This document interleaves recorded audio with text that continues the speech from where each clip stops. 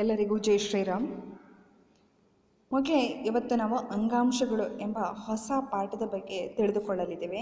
ಈ ಪಾಠದಲ್ಲಿ ಬರುವಂಥ ಅಂಶಗಳು ಹೀಗಿರ್ತವೆ: ಏಕಕೋಶ ಜೀವಿ, ಸಸ್ಯ ಅಂಗಾಂಶ ಮತ್ತು ಪ್ರಾಣಿ ಅಂಗಾಂಶ. ಸಸ್ಯ ಅಂಗಾಂಶವನ್ನು ತೆಗೆದುಕೊಂಡಾಗ ಅಲ್ಲಿ ಮುಖ್ಯವಾಗಿ ವರ್ಧನ ಅಂಗಾಂಶ, ಶಾಶ್ವತ ಅಂಗಾಂಶ ಅಂತ ಹೇಳಿ ಎರಡು ವಿಧಗಳಾಗಿ ವರ್ಗೀಕರಿಸಿದ್ದಾರೆ.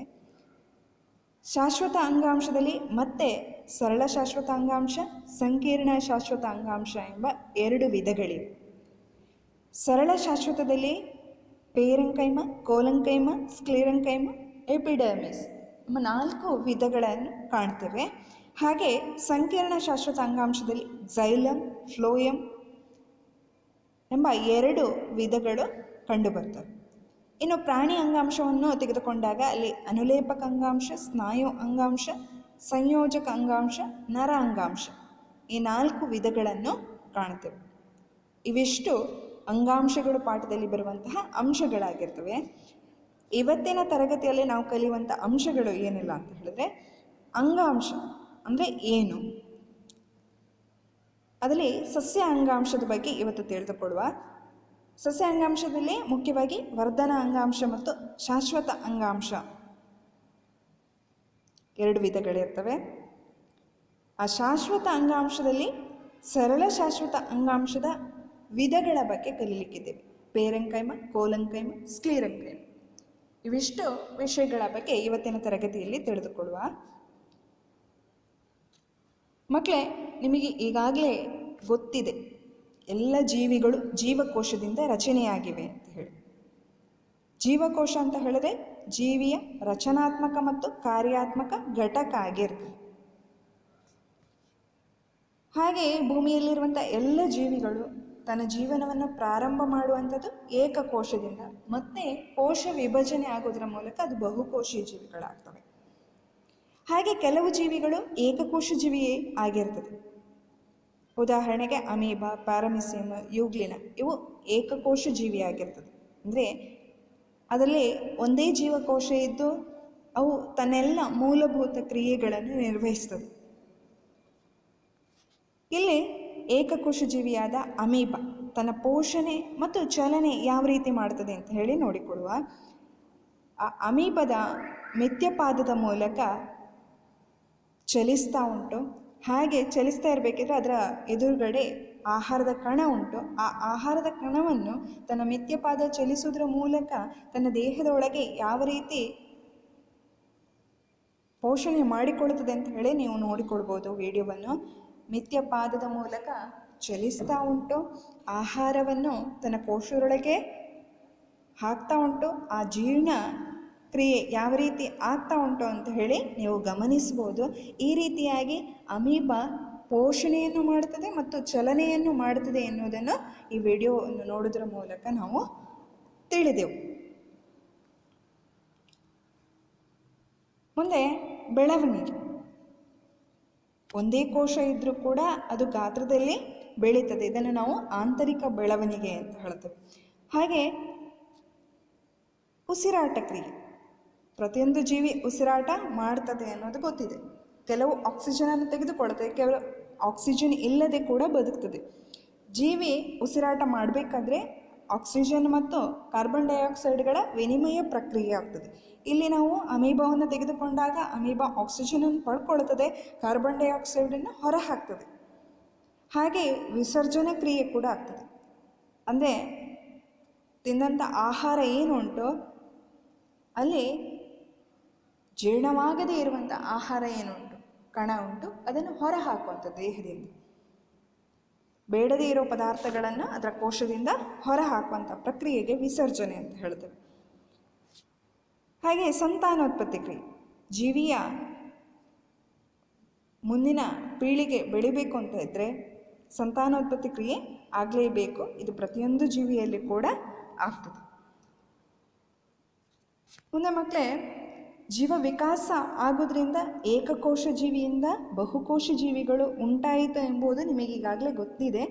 ಆ ಬಹುಕೋಶ ಜೀವಿಗಳಲ್ಲಿ ಅನೇಕ ಜೀವಕೋಶಗಳಿರುವುದರಿಂದ ಇದೆಲ್ಲವೂ ಪ್ರತಿಯೊಂದು ಕಾರ್ಯ ಮಾಡಬೇಕಾದ್ರೆ ತುಂಬ ಕಷ್ಟ ಇದೆ.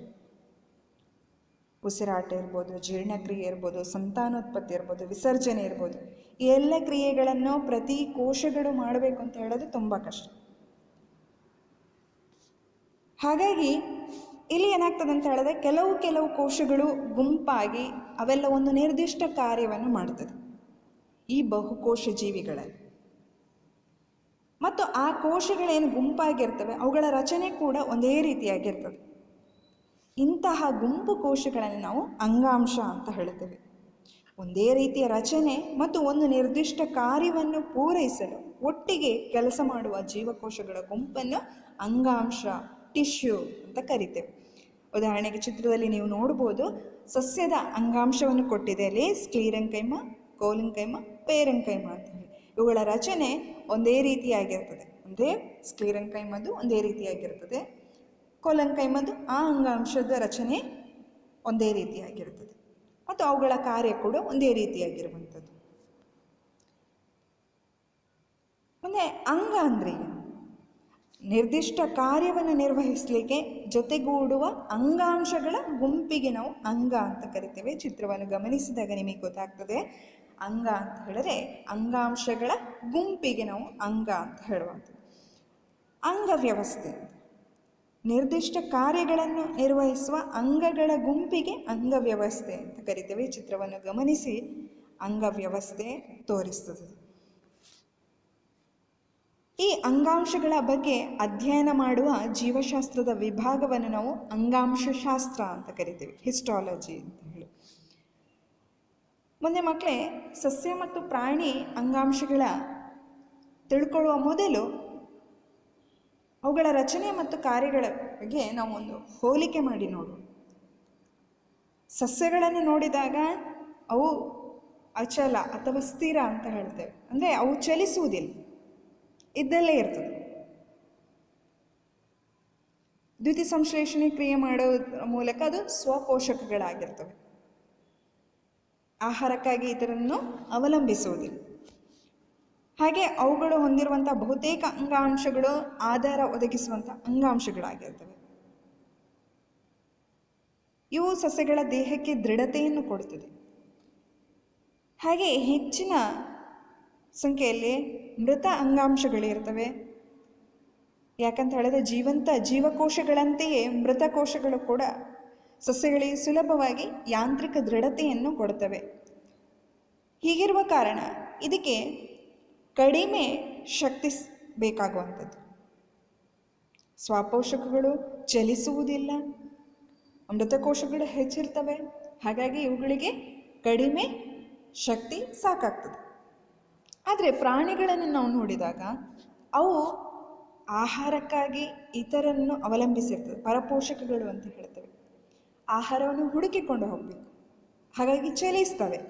ಇನ್ನು ಮಳೆ, ಬಿಸಿಲು, ಗಾಳಿ ಬಂದಾಗ ಆಶ್ರಯವನ್ನು ಪಡ್ಕೊಳ್ಳಿಕ್ಕೆ ಅವು ಏನು ಮಾಡ್ತವೆ?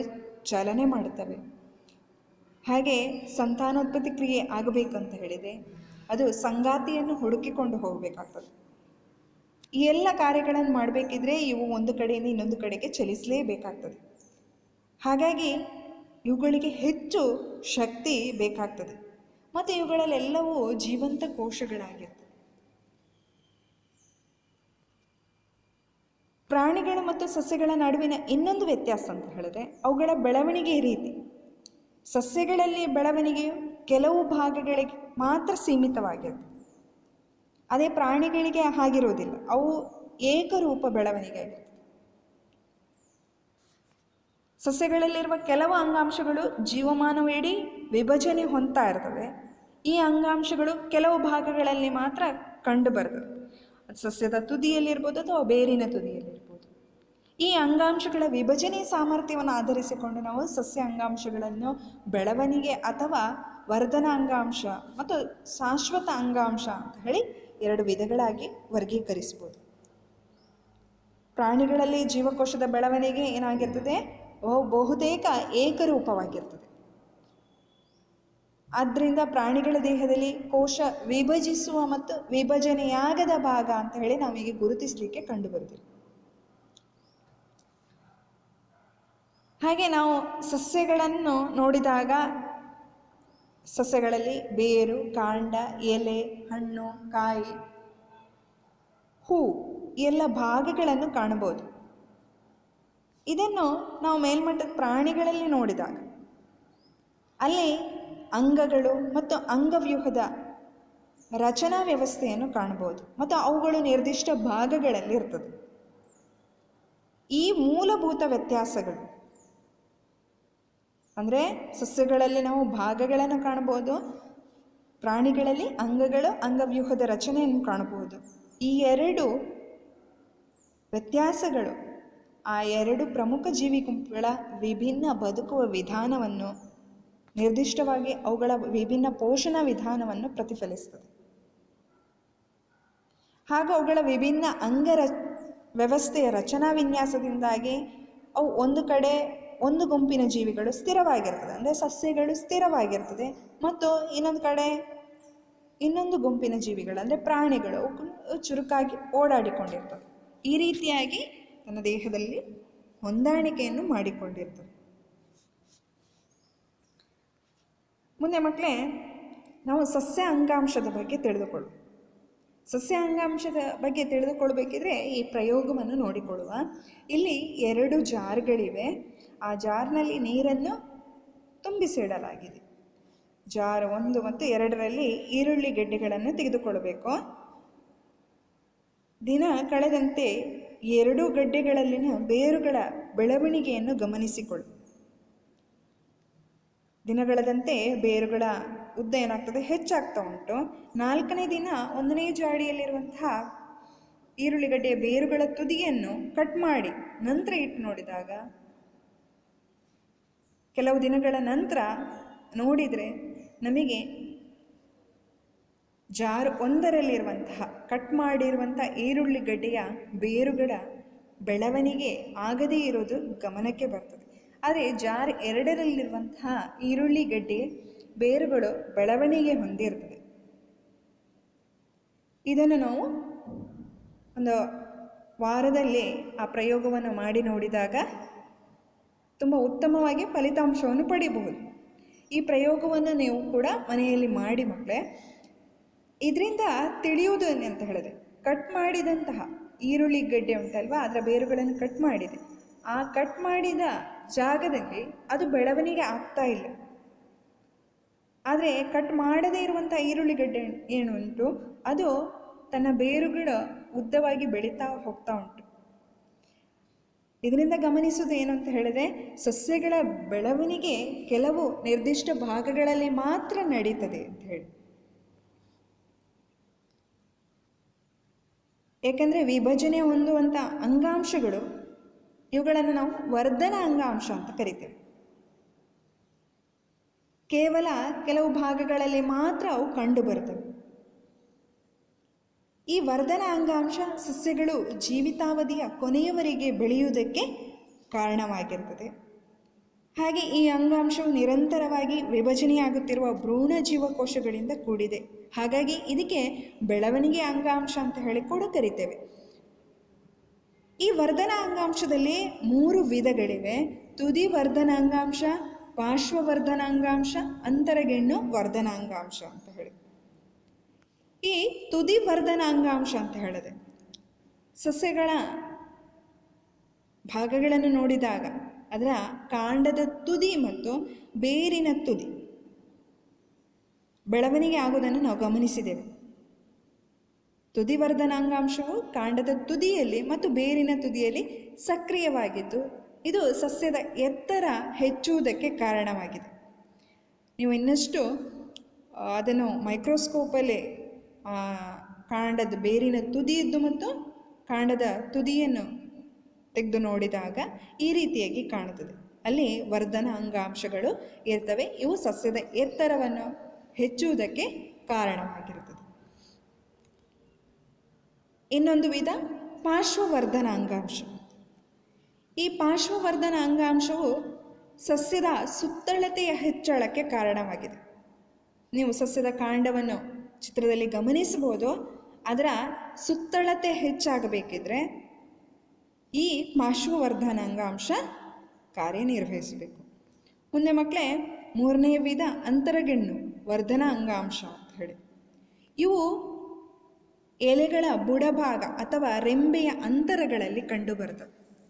ಚಿತ್ರವನ್ನು ಸರಿಯಾಗಿ ಗಮನಿಸಿಕೊಳ್ಳೆ. ಅಲ್ಲಿ ಕಾಂಡದ ರೆಂಬೆ ಅಥವಾ ಎಲೆಗಳ ಆ ಭಾಗದಲ್ಲಿ ಏನು ಬರ್ತದೆ, ಈ ಅಂತರಗೆಣ್ಣು ವರ್ಧನ ಅಂಗಾಂಶ ಕಂಡುಬರ್ತದೆ. ಈ ವರ್ಧನ ಅಂಗಾಂಶದ ಲಕ್ಷಣಗಳು ಏನು ಅಂತ ಹೇಳಿದ್ರೆ, ಇದರ ಕೋಶಭಿತ್ತಿ ತೆಳುವಾಗಿರ್ತದೆ ಮತ್ತು ಈ ವರ್ಧನಾಂಗಾಂಶಗಳು ಅಂದರೆ 3 ರೀತಿಯ ವರ್ಧನಾಂಗಾಂಶಗಳು ಕೂಡ ಆ ಜೀವಕೋಶಗಳು ನಿರಂತರ ವಿಭಜನೆಯಿಂದಾಗಿ ಬೆಳವಣಿಗೆಗೆ ಕಾರಣವಾಗ್ತದೆ. ತುದಿಯಲ್ಲಿ ಇರೋದ್ರಿಂದ ಎತ್ತರ ಹೆಚ್ಚಾಗ್ತದೆ, ಸುತ್ತಳತೆ ಪಾರ್ಶ್ವದಲ್ಲಿರುವ ಕಾರಣ ಪಾರ್ಶ್ವವರ್ಧನಾಂಗಾಂಶದಲ್ಲಿ ಸುತ್ತಳತೆ ಹೆಚ್ಚಾಗ್ತದೆ. ಹಾಗೆ ಜೀವಕೋಶಗಳ ಒತ್ತೊತ್ತಾಗಿ ಜೋಡಣೆಯಾಗಿದ್ದು ಜೀವಕೋಶಗಳ ನಡುವೆ ಅಂತರ್ಕೋಶೀಯ ಅವಕಾಶಗಳಿರುವುದಿಲ್ಲ. ಕೋಶಗಳ ನಡುವೆ ಅವಕಾಶ ಇರುವುದಿಲ್ಲ ಮತ್ತು ಈ ಜೀವಕೋಶಗಳಲ್ಲಿ ದೊಡ್ಡ ಕೋಶ ಕೇಂದ್ರವಿರ್ತದೆ, ಅದೇ ಪ್ಲಾಸ್ಟಿಡ್ಗಳಿರುವುದಿಲ್ಲ. ಇನ್ನು ಕೋಶಾವಕಾಶಗಳು ಚಿಕ್ಕದಿರ್ಬೋದು ಅಥವಾ ಇಲ್ಲದೆ ಕೂಡ ಇರಬಹುದು. ಇವೆಷ್ಟು ವರ್ಧನಾಂಗಾಂಶದ ಲಕ್ಷಣಗಳಾಗಿರ್ತವೆ. ಇನ್ನು ಬೇರು ಮತ್ತು ಕಾಂಡಗಳಲ್ಲಿರುವಂತಹ ನಾಳಕುರ್ಚುಗಳಲ್ಲಿ ಇದು ಕಂಡು ಬರ್ತದೆ. ಚಿತ್ರದಲ್ಲಿ ಗಮನಿಸಬಹುದು ನೀವು, ಆ ಕಾಂಡದ ಕ್ರಾಸ್ ಸೆಕ್ಷನ್ ಮಾಡಿರುವಂಥದ್ದು ಇದು ಮೈಕ್ರೋಸ್ಕೋಪಲ್ಲಿ ಇಟ್ಟು ನೋಡಿದಾಗ ಈ ರೀತಿಯಾಗಿ ಕಾಣುತ್ತದೆ. ಮುಂದೆ ಮಕ್ಕಳೇ, ಈ ವರ್ಧನ ಅಂಗಾಂಶ ಸಸ್ಯದ ಬೆಳವಣಿಗೆಗೆ ಮುಖ್ಯ ಕಾರಣವಾಗಿದೆ. ಈ ವರ್ಧನಾಂಗಾಂಶ ನಂತರ ಏನಾಗ್ತದೆ, ಇಲ್ಲಿ ಉಂಟಾಗುವಂಥ ಜೀವಿ ಕೋಶಗಳು ಏನಾಗ್ತದೆ ಅಂತ ಹೇಳಿದ್ರೆ ಪ್ರೌಢತೆಯನ್ನು ಗಳಿಸಿಕೊಡ್ತವೆ. ಆ ಕೋಶ ವಿಭಜನೆಯ ಸಾಮರ್ಥ್ಯವನ್ನು ನಂತರ ಕಳೆದುಕೊಳ್ತದೆ ಮತ್ತು ಶಾಶ್ವತವಾದ ಮತ್ತು ನಿರ್ದಿಷ್ಟ ಕಾರ್ಯವನ್ನು ನಿರ್ವಹಿಸುವ ಸಾಮರ್ಥ್ಯವನ್ನು ಪಡೆದುಕೊಳ್ಳುವ ಆ ವಿಧಾನಕ್ಕೆ ನಾವು ವಿಭೇದೀಕರಣ ಅಂತ ಹೇಳ್ತೇವೆ. ಇಲ್ಲಿ ನಾವು ಒಂದು ಕಾಂಡದ ಸೀಳಿಕೆಯ ನೋಟವನ್ನು ನೋಡ್ಬೋದು. ಅಂದರೆ ಆ ಕಾಂಡವನ್ನು ತೆಳುವಾಗಿ ಕಟ್ ಮಾಡಿ ಮೈಕ್ರೋಸ್ಕೋಪಲ್ಲಿ ಇಟ್ಟಾಗ ನಮಗೆ ಈ ರೀತಿಯಾಗಿ ಕಾಣ್ತದೆ. ಮಕ್ಕಳೇ, ಈ ಚಿತ್ರವನ್ನು ನಿಮ್ಮ ನೋಟ್ ಪುಸ್ತಕದಲ್ಲಿ ಬರೆದು ಅಭ್ಯಾಸ ಮಾಡಿ. ಮುಂದೆ ಶಾಶ್ವತ ಅಂಗಾಂಶಗಳ ಬಗ್ಗೆ ತಿಳಿದುಕೊಳ್ಳುವ. ಶಾಶ್ವತ ಅಂಗಾಂಶದಲ್ಲಿ ಸರಳ ಶಾಶ್ವತ ಅಂಗಾಂಶಗಳು ಮತ್ತು ಸಂಕೀರ್ಣ ಶಾಶ್ವತ ಅಂಗಾಂಶಗಳಿವೆ. ಇವತ್ತಿನ ತರಗತಿಯಲ್ಲಿ ನಾವು ಸರಳ ಶಾಶ್ವತ ಅಂಗಾಂಶಗಳ ಬಗ್ಗೆ ತಿಳಿದುಕೊಳ್ಳುವ. ಅಂಗಾಂಶಗಳು ಪರಸ್ಪರ ಒಂದೇ ರೀತಿ ಕಾಣುವ ಒಂದು ವಿಧದ ಜೀವಕೋಶಗಳಿಂದ ಮಾಡಲ್ಪಟ್ಟಿದ್ರೆ ಅಂತಹ ಅಂಗಾಂಶಗಳನ್ನು ನಾವು ಸರಳ ಶಾಶ್ವತ ಅಂಗಾಂಶಗಳು ಅಂತ ಕರೀತೇವೆ. ಈ ಸರಳ ಶಾಶ್ವತ ಅಂಗಾಂಶದಲ್ಲಿ ಮುಖ್ಯವಾಗಿ 3 ವಿಧಗಳಿರ್ತವೆ: ಪೇರೆಂಕೈಮ, ಕೋಲೆಂಕೈಮ, ಸ್ಕ್ಲೀರೆಂಕೈಮ ಅಂತ ಹೇಳಿ. ಮೊದಲಿಗೆ ನಾವು ಪೇರೆಂಕೈಮ ಇದರ ಬಗ್ಗೆ ತಿಳಿದುಕೊಳ್ಳುವ. ಪೇರೆಂಕೈಮ ಅಂಗಾಂಶವು ತೆಳುವಾದ ಕೋಶ ಭಿತ್ತಿಯನ್ನು ಹೊಂದಿದ್ದು ಅವು ಜೀವಂತ ಜೀವಕೋಶಗಳಿಂದ ಕೂಡಿರ್ತದೆ. ಚಿತ್ರವನ್ನು ಗಮನಿಸಿ, ಅದು ತೆಳುವಾದ ಕೋಶ ಭಿತ್ತಿಯನ್ನು ಹೊಂದಿರ್ತದೆ. ನಂತರ ಇವು ದುಂಡಾಯಿ ಅಥವಾ ನೀಳವಾಗಿರ್ಬೋದು, ಬಹುಭುಜಾಕೃತಿಯಲ್ಲಿರ್ಬೋದು, ಇಲ್ಲವೇ ಆಕಾರರಹಿತವಾಗಿ ಕೂಡ ಕಾಣಬಹುದು. ಈ ರೀತಿಯಾದಂತಹ ರಚನೆಯನ್ನು ನಾವು ಕಾಣಬಹುದು. ಹಾಗೆ ಜೀವಕೋಶಗಳು ವಿಭಜನಾ ಸಾಮರ್ಥ್ಯವನ್ನು ಉಳಿಸಿಕೊಂಡಿರ್ತವೆ. ಅಂದರೆ ಕೋಶ ವಿಭಜನೆ ಆಗ್ತಾ ಹೋಗ್ತದೆ. ಆ ಕೋಶಗಳು ಸಡಿಲವಾಗಿ ಜೋಡಣೆಗೊಂಡಿದ್ದು ಆಹಾರ ಪದಾರ್ಥಗಳನ್ನು ಸಂಗ್ರಹಿಸಿಟ್ಟುಕೊಂಡಿರ್ತವೆ. ಈ ಅಂಗಾಂಶ ಮುಖ್ಯವಾಗಿ ಸಸ್ಯದ ಬೇರು ಇರ್ಬೋದು, ಕಾಂಡ ಇರ್ಬೋದು, ಎಲೆ, ಹೂವು, ಹಣ್ಣು ಹಾಗೂ ಬೀಜದ ಮೃದುವಾದ ಭಾಗಗಳಲ್ಲಿ ಕಂಡುಬರ್ತದೆ. ಈ ಪೇರೆಂಕೈಮ ಅಂಗಾಂಶದಲ್ಲಿ ಕ್ಲೋರೆಂಕೈಮ ಮತ್ತು ಏರೆಂಕೈಮ ಅಂತ ಹೇಳಿ 2 ವಿಧಗಳಾಗಿ ಮತ್ತೆ ವಿಂಗಡಿಸಲಾಗಿದೆ. ನೀವು ಸಸ್ಯದ ಎಲೆಯನ್ನು ಕಂಡಾಗ ಆ ಪೇರೆಂಕೈಮ ಜೀವಕೋಶಗಳಲ್ಲಿ ಕ್ಲೋರೋಪ್ಲಾಸ್ಟ್ಗಳು ಇದ್ದರೆ ಅದಕ್ಕೆ ಕ್ಲೋರೆಂಕೈಮ ಅಂತ ಕರಿತೇವೆ. ಇದು ನಿಮಗೆ ಈಗಾಗಲೇ ಗೊತ್ತುಂಟು, ಸಸ್ಯದ ದ್ಯುತಿಸಂಶ್ಲೇಷಣೆಯಲ್ಲಿ ಸಹಾಯಕವಾಗಿದೆ ಅಂತ ಹೇಳಿ. ಹಾಗೆ ಮಕ್ಕಳೇ, ನೀವು ನೀರಲ್ಲಿ ಇರುವಂಥ ಸಸ್ಯಗಳು, ನೈದಿಲಿರ್ಬೋದು, ತಾವರೆ ಇರ್ಬೋದು, ಹಾಗೆ ಪಿಸ್ಟಿಯ ಕೊಟ್ಟಿದೆ ನೋಡಿ ಚಿತ್ರದಲ್ಲಿ, ಇವೆಲ್ಲ ನೀರಲ್ಲಿ ತೇಲ್ತಾ ಇರ್ತದೆ. ತೇಲಲಿಕ್ಕೆ ಕಾರಣ ಏನು? ಇವು ಜಲವಾಸಿ ಸಸ್ಯಗಳಾಗಿರ್ತವೆ.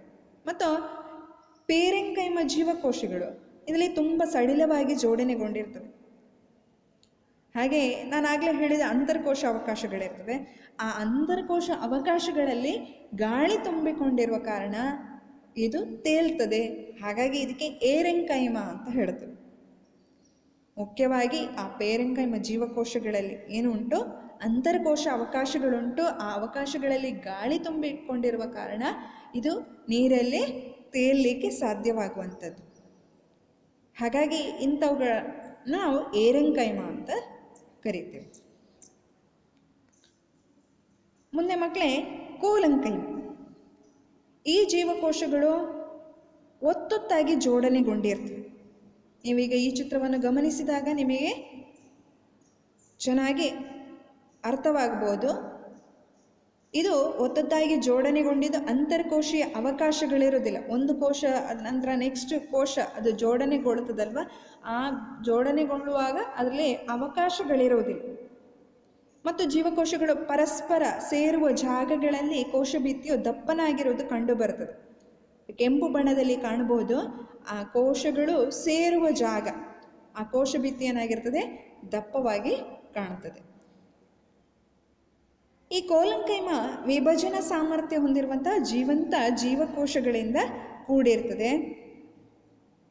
ಕೋಶಭಿತ್ತಿಯು ಹೆಮಿಸೆಲ್ಯುಲೋಸ್ ಅಥವಾ ಪೆಕ್ಟಿನ್ನಿಂದ ಆಗಿದೆ. ಇದರ ಕಾರ್ಯ ಏನು ಅಂತ ಹೇಳಿದ್ರೆ, ಸಸ್ಯದ ವಿವಿಧ ಭಾಗಗಳು ಸುಲಭವಾಗಿ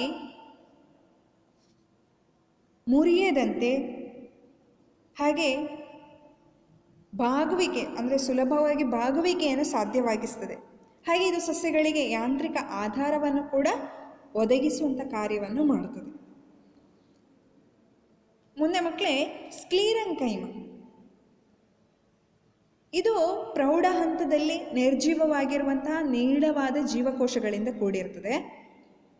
ಪ್ರೌಢತೆಗೊಳ್ಳುವ ಹಂತದಲ್ಲಿ ಜೀವಕೋಶಗಳ ಸೈಟೋಪ್ಲಾಸಂ ಹಾಗೂ ಕೋಶ ಕೇಂದ್ರ ಲಿಗ್ನಿನ್ ವಸ್ತುವಿನಿಂದ ಪಲ್ಲಟಗೊಂಡಿರ್ತದೆ.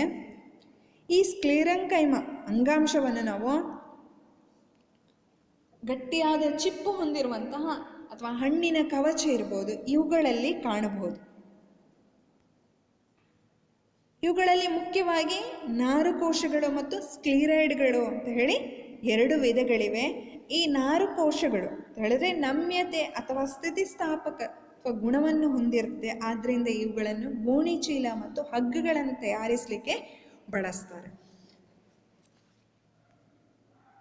ಹಾಗೆ ಸ್ಕ್ಲೀರೈಡ್ಗಳು ಇವು ಗುಂಪಾಗಿ ಕಾಣುವ ಗಟ್ಟಿ ಕೋಶಗಳು, ನಾವು ಸ್ಕ್ಲೀರೈಡ್ ಅಂತ ಹೇಳಿ ಕರಿತೇವೆ.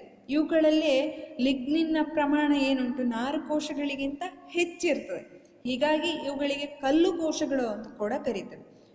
ಇವು ಚೌಕಾಕಾರದ, ಸ್ತಂಭಾಕಾರದ ಅಥವಾ ಮೂಳೆಯಂತೆ ಅಥವಾ ನಕ್ಷತ್ರದ ಆಕಾರದಲ್ಲಿ ಕೂಡ ಕಂಡುಬರ್ಬೋದು. ಈ ಜೀವಕೋಶಗಳು ಹಣ್ಣು ಮತ್ತು ಬೀಜದ ಕವಚಗಳಲ್ಲಿ ಕಂಡುಬರ್ತದೆ.